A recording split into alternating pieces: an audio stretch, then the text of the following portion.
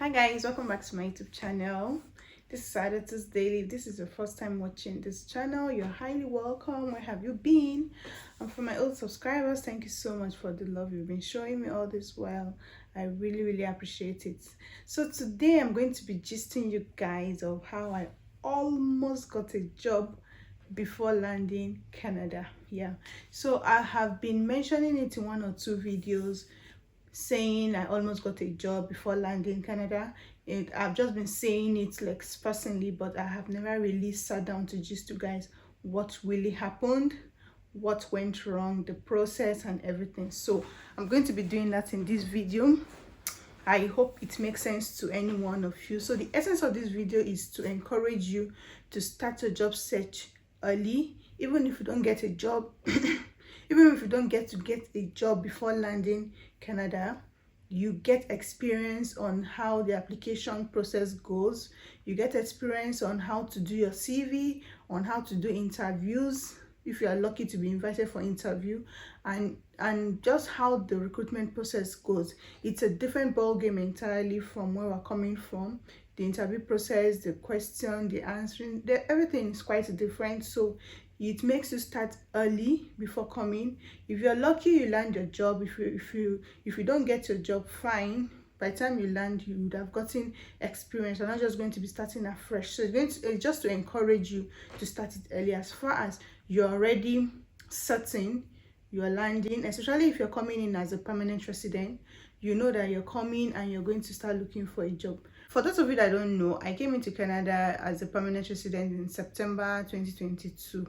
And when we received our confirmation that we have been accepted as permanent resident in July 7th, 2022, back home in Nigeria, I decided to just start searching for jobs to just know how it's going to look like, just to experience, just to test the waters. And one of the things that pushed me to start looking for a job was my dad. So my dad didn't really see a reason why I should leave my job. Like, he just felt my job was just okay.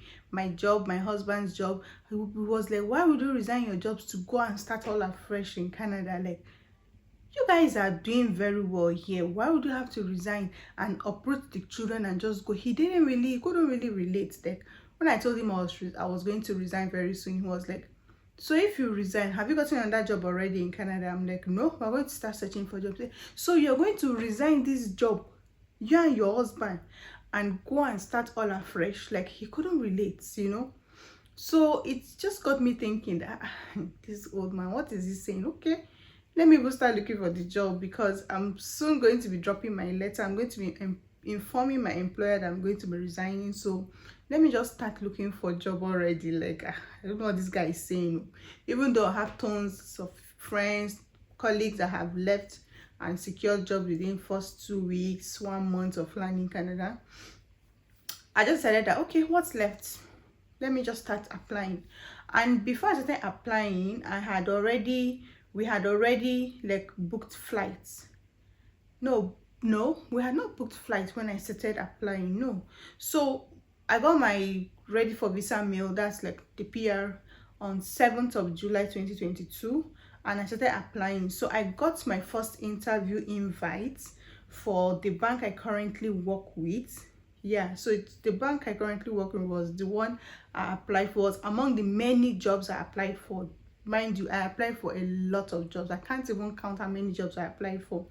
So I got my first invite on, I think, 20th of July. Yeah, I wrote it down because before doing this video, I had to go back to my emails to see 2022, when I got invited, when I applied and all that. So before I go into the job,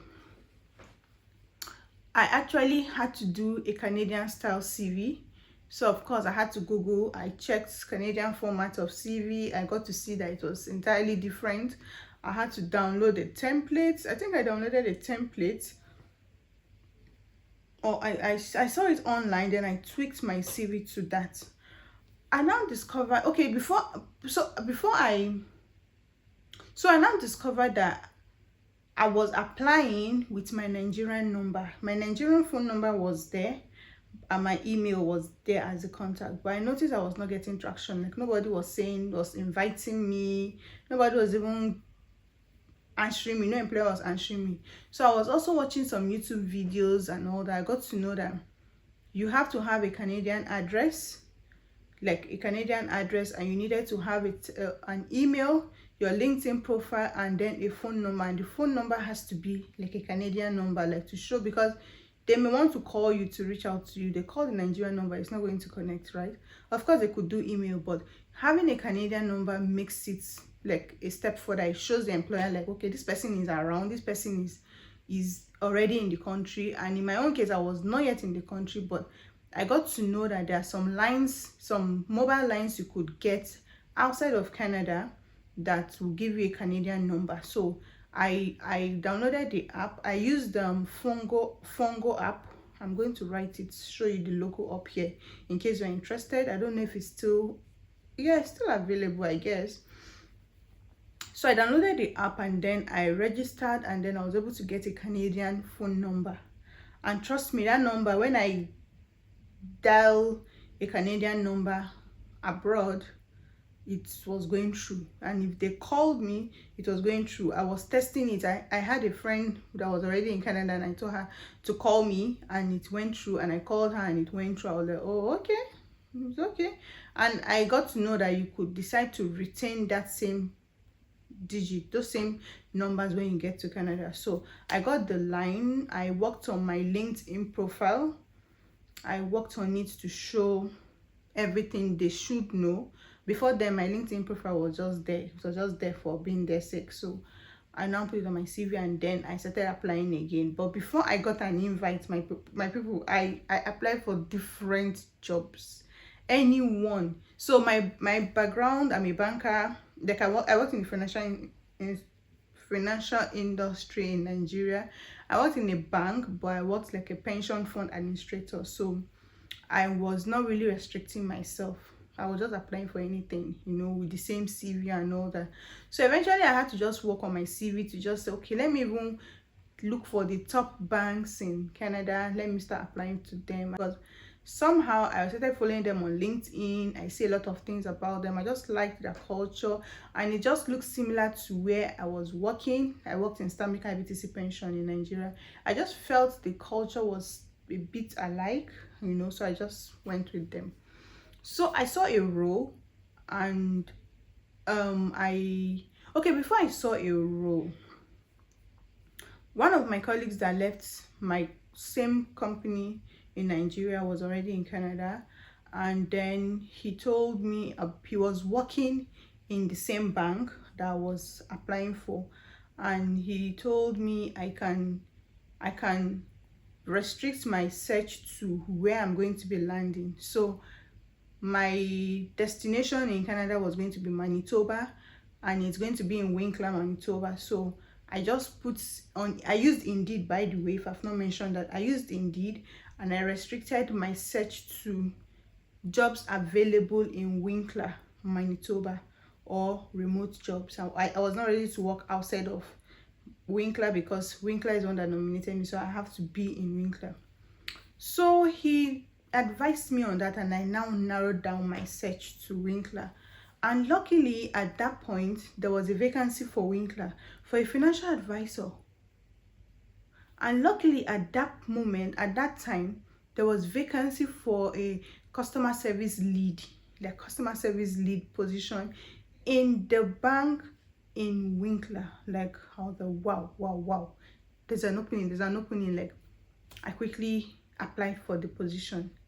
Meanwhile, my husband was like, what is your problem? Relax, resign first. Let's gather our document, let's gather our load, let's pack, let's leave the country first before you start applying for jobs. I just said, I'm going to do it. What's the big deal? There's no harm in trying. Like, he just didn't see the need, because I was still working. As of July, I was still working. I had not even tendered my resignation. So that was how I applied for that position. And then so I applied for the position, and then on 20th of July I got my first email, like an invite. In fact, when I got that invite, I was so happy. I was so excited. I was so happy. Like, it was like they've given me the job already, for the fact that they responded to me and acknowledged my application, and then asked me for I should give them 3 dates and time that I will be available for an interview. I was like, God. At that time, I was not even thinking of how will I do a Canadian interview. I was just excited. I picked my phone. I called my husband. I sent the screenshot. I sent it to him. Hey, look, look, look, look. I sent it to my other friend that we're supposed to be leaving Nigeria together. I sent it to her. She said, so you went ahead to apply. This guy had strong goal. Like, I was like, it was after the whole excitement. I was not thinking that, hey, so a Canadian is going to interview me. What am I going to say? We don't even understand my accent. Will I even hear what they are saying? Like, hey God, though, which kind while I go put myself like this? Hey, I started making research. I started watching YouTube videos on how to do Canadian style interview for a customer service lead. Hey, I was like, God, how am I going to do this? I was now so nervous. I was now supposed to reply them with the date and time I was going to be able to do the interview. That was how your sister was now Googling children. Nene, I'm making a video. Nene, I'm making video, please. That was how your sister started making research on how to do interview. Hey God, I was so nervous. I was watching interview of I was watching the YouTube channel of one guy. I'm going to put his link page somewhere here on how to answer questions. If I keep saying this, that if you're a job seeker in Canada and you have not watched the video of this guy, you're not yet ready to get a job, to me, because this guy covers almost everything, from how to do customer care interview, financial advisor interview, manager interview. He nailed everything. He really made it so easy for you to be able to answer interview questions, on how to prep, on how to everything, you know. He gave me a level of confidence. So I replied the email with with 3 dates and time that was convenient for me. So I did the interview on July 28th. That was a week after the invite. I did the interview, and I remember that day, the night before, I had nervous breakdown. I was so scared. I didn't know what to do. And the person that was communicating with me, that was sending email, his name was not a Canadian name. His name looked like someone from India, like an Indian person. So I was like, is it the one that's going to interview me? How will I hear what Indians are saying? Like, they have their own accents different. Like, you know, how they talk. I cannot even hear God. I was like, God, who sent me job now? Who sent me? Even before applying for this job, when I was in Nigeria, when I got this, my job, Stanbic IBTC job, from 2010, I didn't submit CV or attend any form of interview till I applied for a bank role in Canada. So I could not even remember how it looks like to even do an interview, you know. So I was just scared. A night before, I couldn't sleep. So I was now thinking, where was I going to do the interview? Will I do it at home? Will I do it in my office? Where will I do it? Like, I needed somewhere that had stable internet. I needed somewhere that was official. Like, I didn't even know what to do. So if my previous employer hear this, they'll want to shoot me from this video. I did the interview in my office. I did it in my office. So because it was convenient, it was office structure, so I went to the conference room of my office. I arranged myself, and then I waited for the interview to start. And then the interview began. I think I recorded that interview in my old phone. I don't know if I still have it. I'll check it. If I have it, I'll put a clip, because I videoed myself, like, for reference, like, in case. Let me just see how I performed. If I do well, I was going to show people. If I don't do, I won't show anybody. So the interview came. The interview lasted for like over 30 minutes. And when the person interviewing me came on video, I was like, huh? I was expecting like an elderly person, like mature person. I just saw one young guy. I'm like, is this supposed to be the tech guy? Maybe the tech guy want to tell me, okay, I'm just setting the camera, my manager is going to come and do the interview. He was the one to interview me. He was a very young guy. If you see his hairstyle, he was Indian. But I was looking at, it is this young small boy that want to interview me. And then he started the questioning, hey, yeah. And Canadian interview, if you guys understand, if you guys know, they like you to talk. They want you to talk. They will not ask you straight question that requires yes or no. They want you to talk. Thank God I really prepared for that interview. So when they ask you a question, tell me a time when you were in a situation whereby I will start telling them story. I try to like make my accent like for them to be able to hear me, because not forming like I have an accent, but I was trying very hard for them to also understand me, because someone told me before I even landed that, see, in workspace, when you see people, Nigerians, trying to change their accent, it's not because they don't want to form that they have accent. You don't have any accent from Adam, but you just want them to understand you. And he gave an example by saying, imagine like a Canadian comes to Nigeria, and the Canadian is trying to talk to you, a Nigerian that has never traveled before, and person is giving you Canadian accent, you will not understand. But if the person now starts talking like a Nigerian, like, how far now? I beg you get this, I beg, I won't buy this or no. He just tries to say something, like change his voice to you will understand better, right? I said yes. So that is it. You are in your midst, you want them to understand you. So because of, if they are also in your own midst, they'll try to also talk like you guys so that you understand them. And it made perfect sense to me. And that was why I was able to I was trying to like talk like with an accent. Would have never been to Canada, but I was tricking my voice so that they can hear me, because I cannot spend 30 minutes interview and you will not hear what I'm saying, So he asked plenty questions. Tell me a time when this, can you explain this? Tell me a time. They just want you to talk, And at the end of the interview, he thanked me and told me if I was successful, they were going to get back to me and all that. Do I have a question? Of course, I asked them 2 questions, and it went well. It was chatty. It was towards the middle of the interview, I just brought my guards down. Like, I just felt like we're chatting. It was no longer like an interview, and then I just had that feeling like I was going to be called again, and then I finished the interview. So before I even did the interview, I confided in one of my office colleagues, like, guy, I'm going to do an interview. I was like, Hajia, you want to leave us? Where are you going? I said, don't worry, I want to interview. It's a Canadian interview. I was like, hey, like, how are you going to do it? Then he was helping me to arrange things and all that. How are you going to do it? I said, don't worry, just pray for me, So I had to do it like the end of the day when we closed from work that day. I had to do it because I didn't want customers coming in and out. I needed somewhere quiet and all that. So it went well. And then lo and behold, I got an email for the 2nd level interview. Do you know what it means to have a 2nd level interview? Do you know? No, you don't. 2nd level interview means they're impressed with the first one. They want to take it to the next level. Do you understand?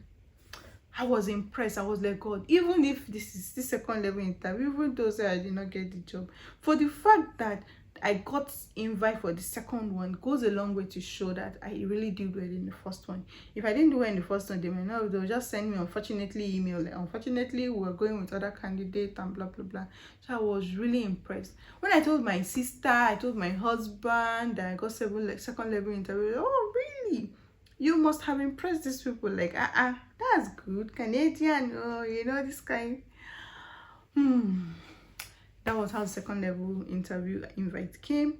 And that came August 31st. I think August 31st or September 1st, because I know when they asked me to pick a date for the second level interview, I picked a date and time, and that day, I think August 31st, I waited and waited and waited. I did not hear anything. I waited, I checked my internet. There was nobody came online on they gave me a link for the Zoom meeting, and the interviewer didn't come online. So I was like, did I make a mistake? What happened?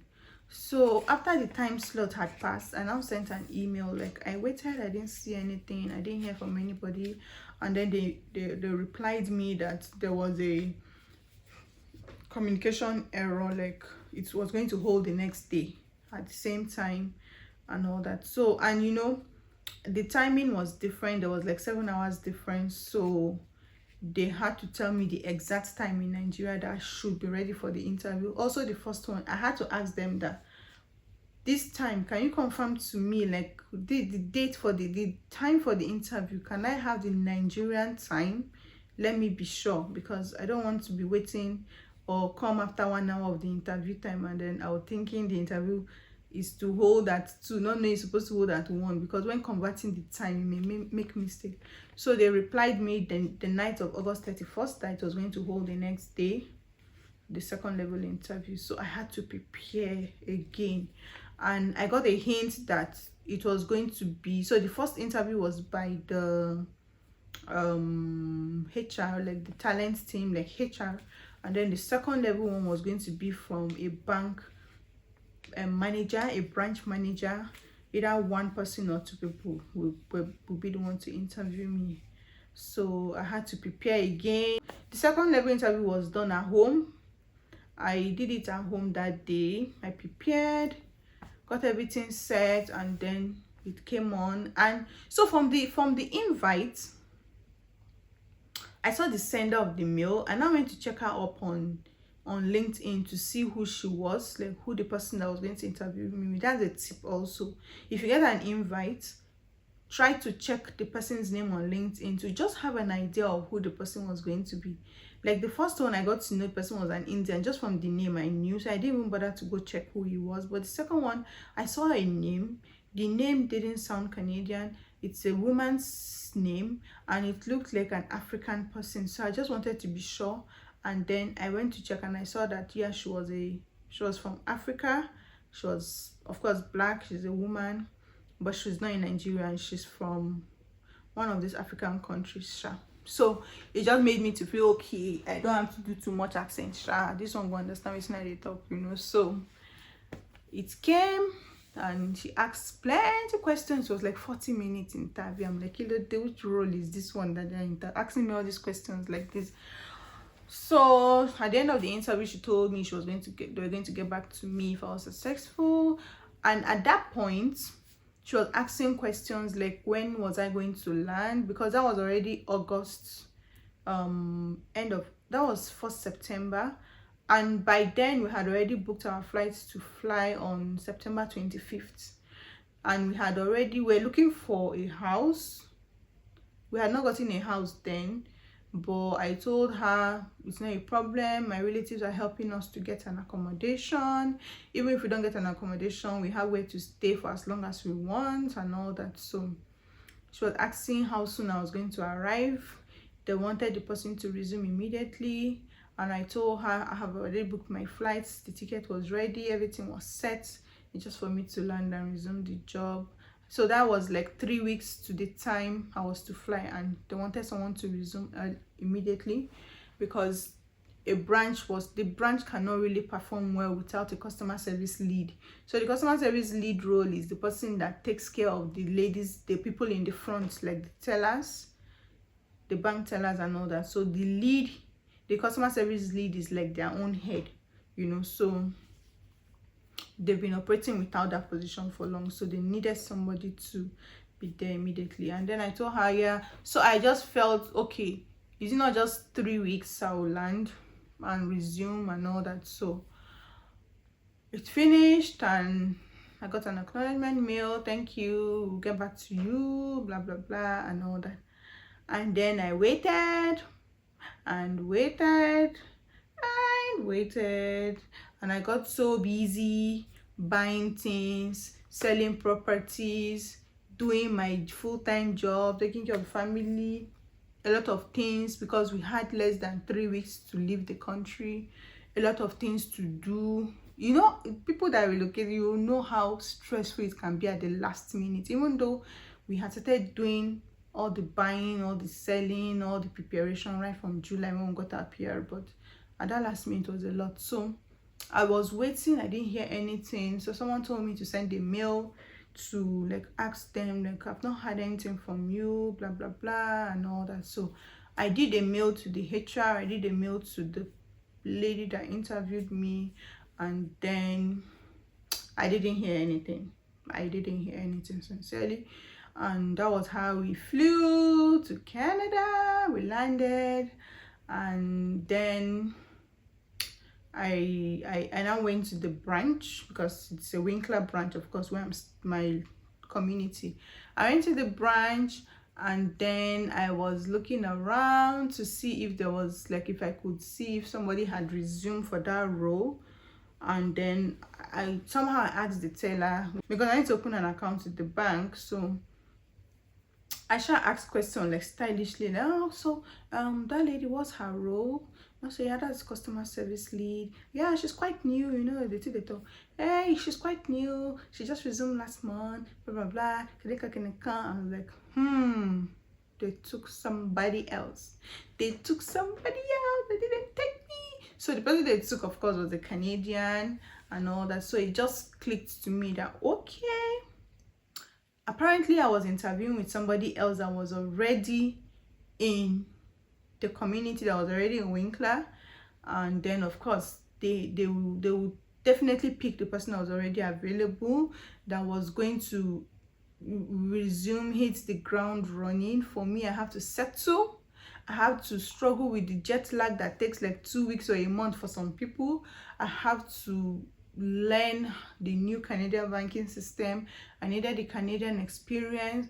I needed, even though I was working in a financial institution, I needed to learn a lot of things. So I'm sure that was the reason why they picked the other person, because of course during the first level, the second level interview, I feel I scaled through, but it was the last part, so I didn't really get a response as to why I was not communicated to either tell me I scaled through or no or something. I didn't really get anything, you know, until when I got to the branch and I saw that, okay, a new person resumed, and that was the role she resumed as. So of course I moved on, and I got my first job with McDonald's. McDonald's was just like 1 minute walk to the bank. It's very, very close, you know.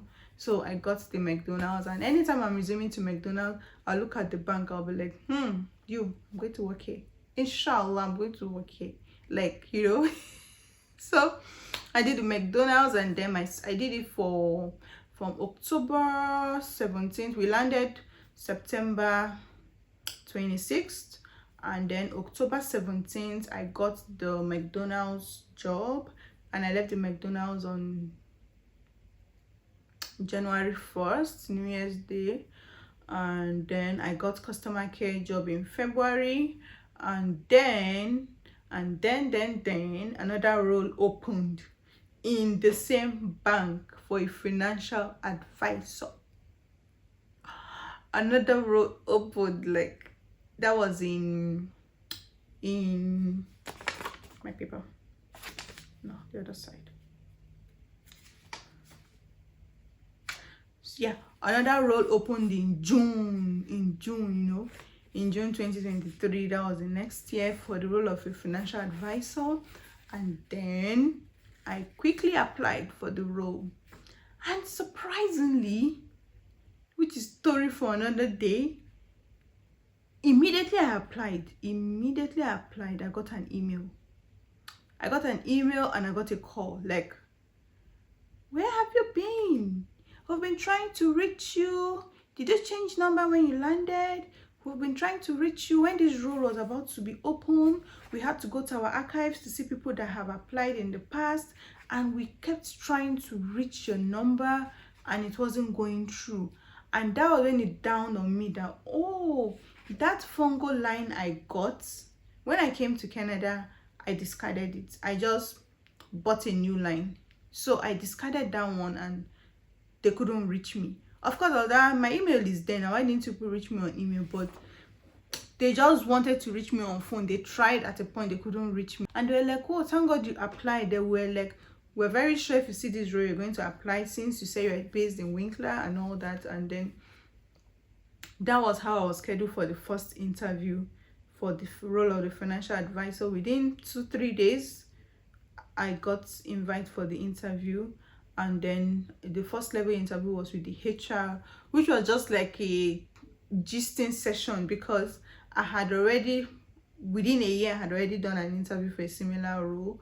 So they were just asking just normal questions, and do you have any question, just to confirm, like, okay, we've done the interview.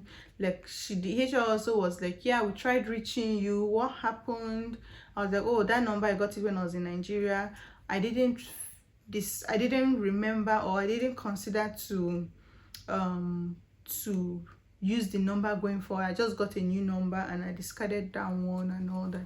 So I got the second level interview within like 5 days, and then I got the job in August. So my first interview for the role of the financial advisor was like 1st July, and I resumed 8th of August for the role. That to show you, the interview was within a very short period.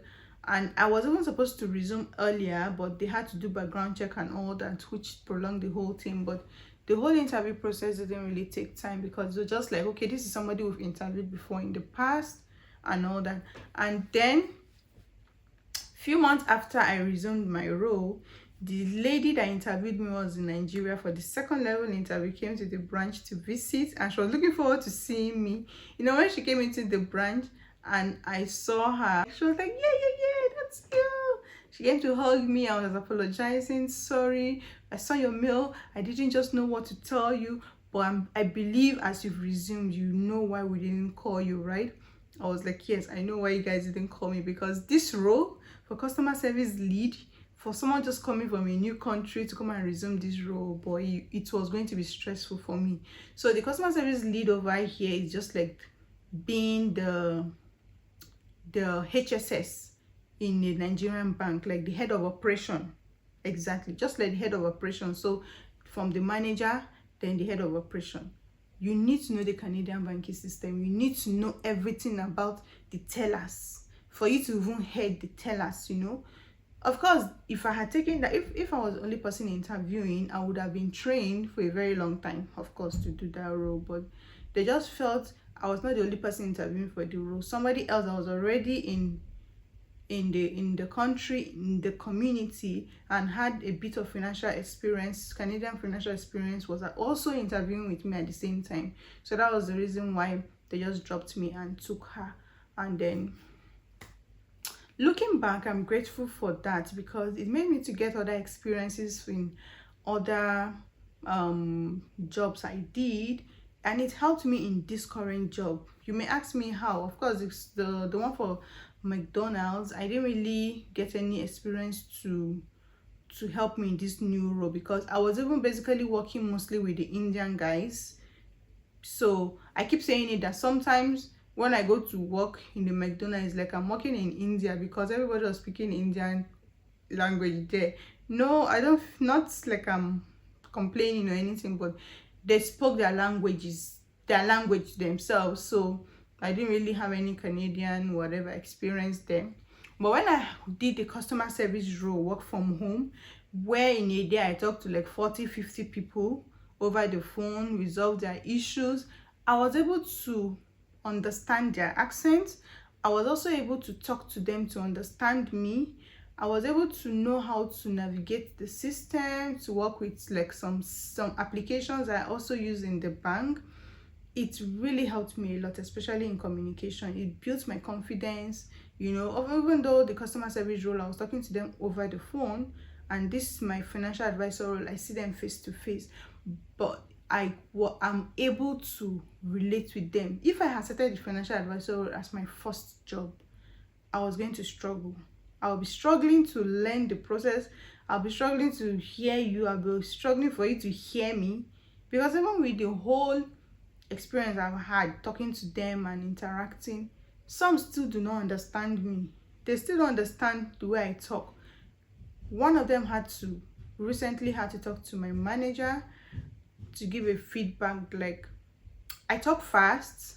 I assume they know what I'm talking about. Some of them do not know anything about these financial jargons and all that. So the manager gave me a feedback that so and so person came and gave a feedback.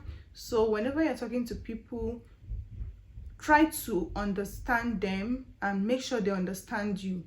Carry them along. If you talk for like a minute or two, ask them, do you understand? Are you following? Should I repeat myself? Like, are you clear? Do you understand me? Don't assume they know it all. You may be talking of some terms they don't even know. They want you to break it down. People have different financial knowledge, high, moderate, low. And again, your accent, even though he didn't really talk about the accent, he was being careful about talking about my accent. But they said that I talk fast, so I should try to slow down to their level. And so even with all the experience I've accumulated, I still struggle sometimes. Not to talk of, I'm just coming from Nigeria with our harsh tone. Yeah, so that has been my journey, and this is the story of how I almost got a job from Nigeria.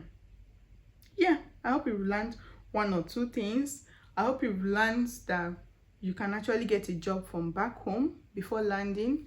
I hope you've learned that you could work on your CV, you could get a Canadian line, not for anything malicious or any wrong intention, just to be able to get communication from your prospective employer.